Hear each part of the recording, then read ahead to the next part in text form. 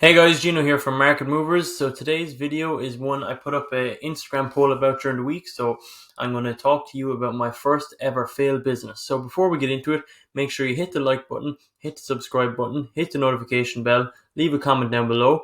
And if you have any video ideas for us, send them our way because we want to obviously make videos that you guys want to see, that you guys want to watch. There's no point in us putting together videos, spending a few hours making a video that no one cares about. So if you've got any ideas, guys, please leave us a comment or send us a message on Instagram and we'll do it as well.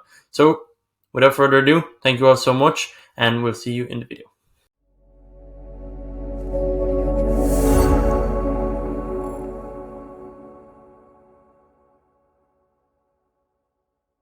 Hey guys, so if you follow us on Instagram, you probably already know what my first failed business was because I put up a poll the other day saying, did you want to know about it? So my first failed business was vending machines, and I'm going to explain to you how it failed, how it started, what I did, what I had to do, how it failed, why it failed, and what they're doing now. So it started off, I was 17 years of age. I just started driving, and at the time I lived about 25 minutes from town where I live, where I worked and went to school and all that kind of stuff. And I used to work at the weekends because I was still in school at the time, and I was doing my leaving cert, and I used to work at the weekends for my dad. So I do 12 hours on a Saturday, 11 to 11, and I do 6 hours on a Sunday, then either 11 to 5 or 5 to 11.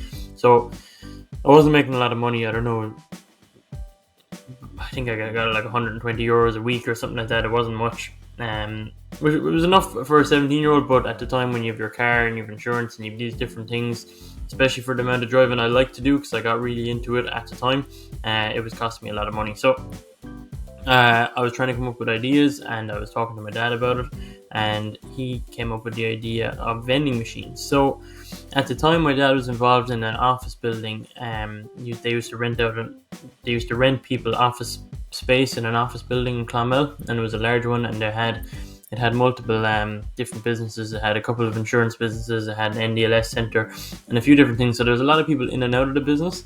And he told me that if I buy some vending machines, I could put them on the ground floor and I can stock them, and every week I could go take the money out, restock them, all that kind of stuff. So what I did at the time, I used my communion and confirmation money that I'd built up in the credit union and a small bit of savings, and I'm sure my dad probably had to give me a little bit of money too. I can't really remember at the time, but either way, I went to a place called East Coast Vending, I believe it was called. It was in like Wexford, or somewhere near Wexford. And what we did was I bought two vending machines. So I bought a drinks vending machine and I bought a sweets and crisps vending machine.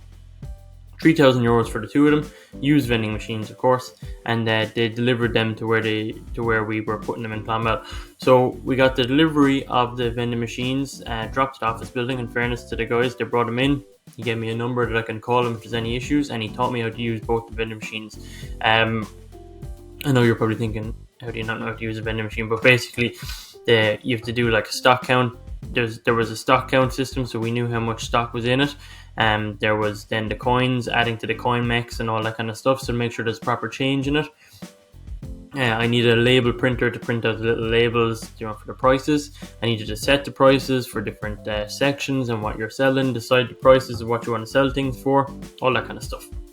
So the next step was then obviously buying stock. So what I did was I took pictures of both the vending machines, so I knew how many sections I had, and I went down to the cash and carry, the value center in Clonmel, and I started buying stock. And this is where I think I got, I think this is where my dad gave me money. If I remember at the time, he gave me the money to buy the stock.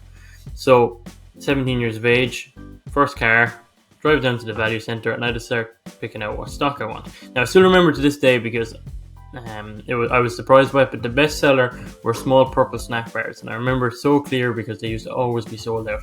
But so I went down, picked out what sweets I thought were chocolates, mainly chocolate sweets, crisps I thought were good. It was a big vending machine, and then I went and picked out what drinks I thought were good, and then I added some that I didn't really like but I thought would do well, so like Red Bulls and stuff like that. So they were more expensive to sell, more expensive to buy, but they do quite well in office buildings. So I had the full thing fully stocked out, and my job then from then on was obviously maintenance, which there was very, very little of.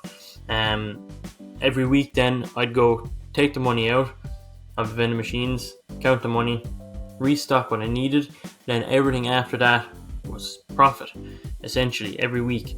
And if I remember at the time, it used to be about 30 or 40 euros a week profit, which was pretty good considering you're only 17, first business. It would cover my fuel for the week at the time. It wouldn't cover it nowadays, but it would cover it at the time. So I used to go every Saturday morning. I used to start work in my dad's place at 11 Saturday, so I'd go here like 8:30, 9 o'clock. I'd go in, check the vending machine, see what was needed, and go down to the value centre, buy what was needed, come back, stock it up. And they have little storage units actually in the vending machines too, so I could keep I'd keep an extra thing of snack bars, for example, because I knew that they'd nearly always be sold out, so I'd double buy them and I'd stock them in the vending machine. There wouldn't be room for a lot, but there'd be room for a bit. And then I stuck my number on the vending machine in case there was ever, if anything sold out quicker, or if anything's broken or your money got stuck or whatever, you can call me and I'll come down straight away and get it sorted. So in fairness, I was very lucky. Like, obviously 17 years of age, I can only thank my dad a lot for the idea. Then stupid 17-year-old comes into play. So this is happening every week. I'm going. And what's annoying me week in week is I'm coming in, I'm taking 100 and something euros out of the machine every week, which is my wages that I was making at the time. So it was massive money at the time for me. And then I was spending, again, 90% of it or 80% of it just putting stuff back in the machine, and I couldn't get my stupid head around it at the time. I was like, why would I take all this money and put it into the machine, and just an idiot. So what I did was I started keeping more of the money and buying less stock. So I was like, as long as you can see stock in the front, it didn't matter if it wasn't stock the whole way back. And like, even making this video now, you guys are going to be like, and I'm subscribed to this guy's channel? Why? But anyway, I was young. It was 8 years ago. It wasn't even that long ago. But anyway, I should have known better. I know I should have known better. And I think I did know better, but I think my priorities were in the wrong place. I understood profit. I understood why I needed stock. I understood what I was doing. And I understood what I was choosing to do was bad. But at the time, I wanted to tint my windows in my car, and I wanted to drive around all night doing I don't know what. Probably wanted to go drinking. I wanted to do all these different things. So it was more of a priority thing rather than not knowing what I was doing. So eventually, as time went on, I'd stock less and less, keep more of the money, until eventually it was just out of pure lack of money. The machine started to look empty. People were leaving notes like, no Red Bull for 2 weeks or whatever they were leaving the notes on.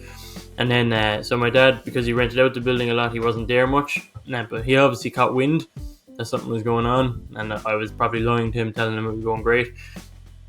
He started going down there and looking. He was like, what are you doing? So we had a big argument about it. I explained to him I had no money left because I spent it all on stupid stuff. And basically, this is then the point of bankruptcy at 17 years of age, really. So I owed my dad whatever money. I can't remember. I really don't remember how much it was, but I don't think it was a lot. I think a lot of the money came out of the credit union at the time. So I had to pay him back. Basically, I owed him money. I had no money. The business was now failed at this stage. Empty vending machines almost. So I sold him the vending machines. So my dad has like a few kind of shops and stuff like that, and that's how it came up, because I was looking at the vending machines there the other day, still working, still going, and I was just thinking back to that time. So what I did was I sold Dad the vending machines because it went on for about a year. So I sold them for less than I paid for them. He got his money back out of it.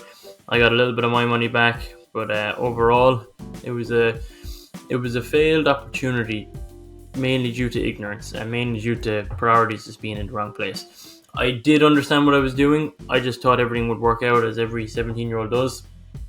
But you live and you learn, I suppose. Like most people will have failed businesses. Anyone in business will have failed businesses. That was my first major one. I had a few other ones when I was a little bit younger, but I wouldn't really count.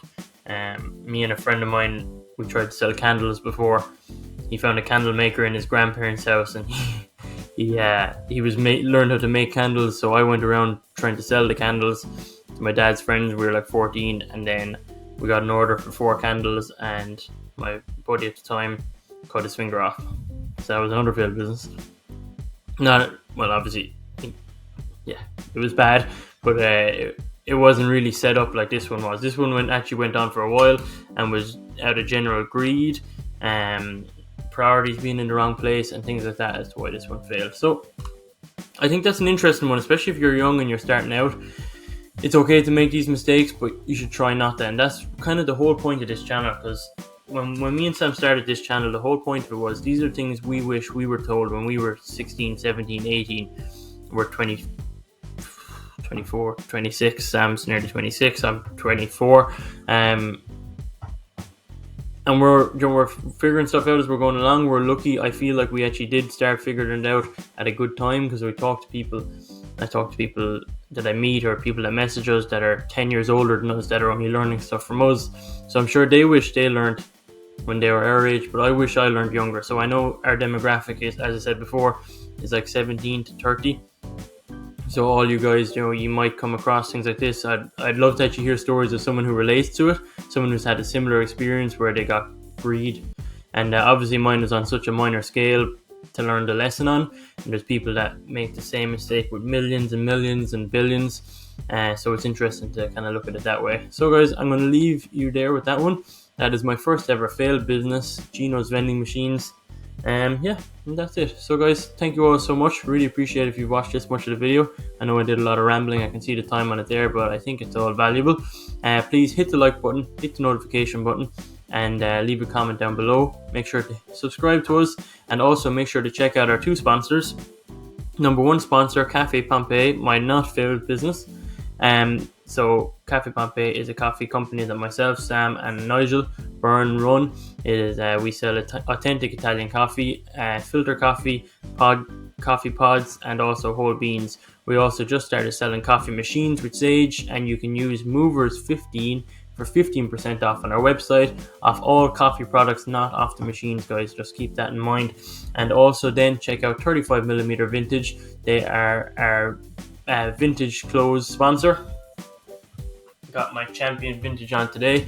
Keen and Jen are set up in Mayo in Kilshama, and they also have an amazing online store. They just got a brand new website in the last month or so. So that's 35mm Vintage also. Check that out, guys. Thank you all so much. We'll see you in the next one.